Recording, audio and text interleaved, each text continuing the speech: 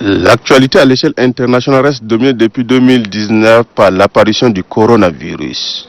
Un virus qui a su s'étendre à la vitesse de lumière sur l'ensemble de la planète. De nombreux pays africains sont touchés. Le Tchad n'est pas épargné. Des cas ont été notifiés, ce qui a amené le gouvernement à prendre des mesures afin de briser la chaîne de transmission de ce virus qui n'a pas de cible. Dès lors, la représentation nationale s'inscrivant dans sa mission qui est celle de contrôle de l'action gouvernementale voudrait bien s'imprégner de l'impact des mesures prises par le gouvernement à travers cette question d'actualité. Des villages et périphériques du Tchad ne sont pas touchés par la sensibilisation, car les gens n'ont pas conscience de la gravité sanitaire de la pandémie. Mais en matière de logistique, Monsieur le ministre, qu'est-ce qui est fait en termes de logistique pour que le relais au niveau des radios privées et communautaires, que ce relais soit permanent, surtout que les radios communautaires sont très écoutées et ces radios ne peuvent pas émettre à longueur de journée. Et je crois peut-être c'est par manque de moyens. Donc qu'est-ce qui se fait concrètement? Malgré l'interdiction des transports, les informations qui parviennent souvent font écouter que les transports interurbains continuent, mais de manière un peu clandestine, et que le prix serait même très élevé, et que les gens arrivent parfois et ils restent au niveau des périmètres de la ville. Si vous donnez peut-être un 30, 40, 50 000, on vous prend dans un véhicule seul, comme un véhicule personnel, et on amène.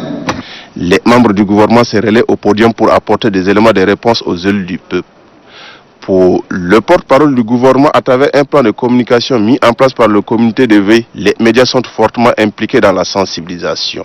Dans leur grille de programme, des messages portant sur les gestes barrières sont véhiculés. Ces messages visent à amener les populations à un changement de comportement. Le ministre des Infrastructures tient au respect des mesures édictées par le gouvernement, limitant le nombre de passagers dans les véhicules. Il s'injure également contre certains opérateurs économiques qui augmentent les prix des produits de grande consommation en cette période de crise sanitaire. Le ministre des Finances et du Budget rassure de sa part les élus du peuple de la gestion rationnelle du fonds mobilisé par les partenaires et autres bonnes volontés. La conduite et que notre monnaie soit sauvée, et le programme PEC avec le FMI qui était sous-tendu par cela allait arriver à son terme à la fin du mois de juin, et nous devions consacrer nos énergies et notre activité pour une remobilisation et pour que nous passions dans un peut-être autre programme pour une haute dynamique créative de richesse et de développement économique. Pendant qu'on était sur cette bonne pensée, cette crise de coronavirus est arrivée avec des mesures quand même importantes en termes de santé prises par tous les gouvernements du monde. Les élus du peuple se disent satisfaits des éléments de réponse apportés par les membres du gouvernement.